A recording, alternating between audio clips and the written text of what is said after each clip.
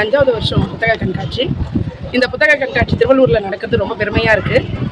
இப்போல்லாம் படிக்கிற பழக்கம் கொஞ்சம் குழந்தைங்களுக்கு கம்மியாயிட்டு வருது. எல்லாமே டிஜிட்டல் வேர்ல்டில் இருக்கும், இல்லை மொபைல் யூசேஜ் அது இதுன்னு இருக்காங்க.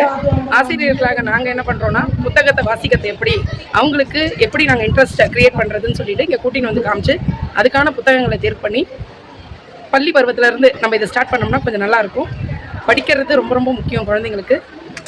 ஸோ எல்லாருமே பெற்றோர்கள் ஆசிரியர்கள் சேர்ந்து இந்த புத்தக கண்காட்சிக்கு வருமாறு கேட்டுக்கொள்கிறோம்.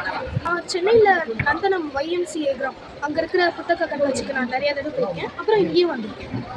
அங்கத்துக்கு இங்கத்துக்கு உங்களுக்கு எப்படி வேறுபாடு பிடிக்குதுனால? ரெண்டுமே நல்லா தான் இருக்குது. அங்கே வந்து நிறைய ஸ்டாலு நிறையா இருக்குது. இங்கே கொஞ்சம் இருந்தாலும் நிறைய தேவையான புத்தகங்கள் தான் இருக்குது. நான் வந்து ஒரு ஆங்கிலத்தில் எழுதின book the secret mountain.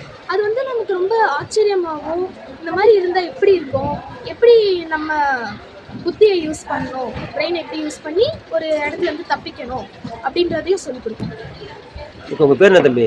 Aditya Kishore. எந்த ஸ்கூல் படிக்கிறீங்க? பாரதிதாசன். Very good. என் பேர் வந்து அர்ச்சனா.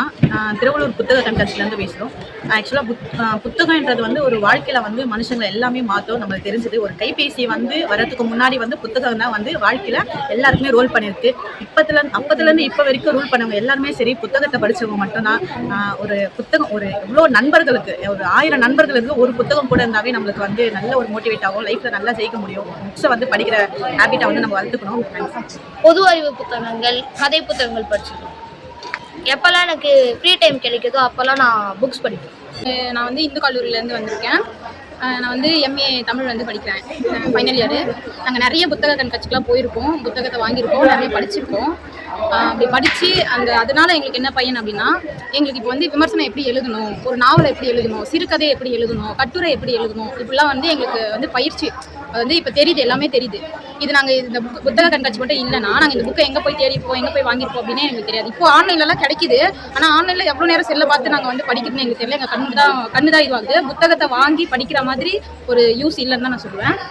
நிறைய புத்தக கண்காட்சிக்கு போயிருக்கோம். ஆனால் இங்கே திருவள்ளூர் வந்து எங்களுக்கு பக்கமாக இருக்குது. திருவள்ளூரில் இருக்கிறதுனால நாங்கள் அடிக்கடிக்கு வந்துட்டு வாங்குறதா இருக்குது. வாங்கிட்டு நிறைய புக்கு யூஸ் பண்ணுற மாதிரி நிறைய புக்ஸ் நாங்கள் வந்து வாங்கிட்டு போய் படித்து இப்போது விமர்சனம், கவிதை, சிறுகதை, நாவல் எல்லாமே எழுதியிருக்கோம். ராஜேஸ்வரி மேட்ரிக்ஸ் எல்லா குழந்தைங்களுமே வந்து ஃபோன்லேயே முழுகிறாங்க. அது முழுகாமல் இந்த மாதிரி புத்தக கண்காட்சிக்கு போனீங்க அப்படின்னா அவங்களுக்கு வந்து அறிவு வளரும். நீங்கள் வந்து ஃபோனே கொடுத்து வந்து அவங்கள வந்து ஃபோனில் முழுக வைக்கிறீங்க, கேம்ன்ட்டு கேமே ஆட வைக்கிறீங்க. அதை தவிர்த்து வந்து நீங்கள் புத்தகங்களை படிக்க வச்சிங்கன்னா அவங்களுக்கு அறிவு வந்து இன்னும் அழகாக வளரும். சயின்டிஸ்ட் ஆகலாம், டீச்சர் ஏதாவது ஆகலாம்ல. நீங்கள் வந்து ஃபோனை கொடுக்காதீங்க, எந்த குழந்தைக்குமே ஃபோனை கொடுக்காதீங்க.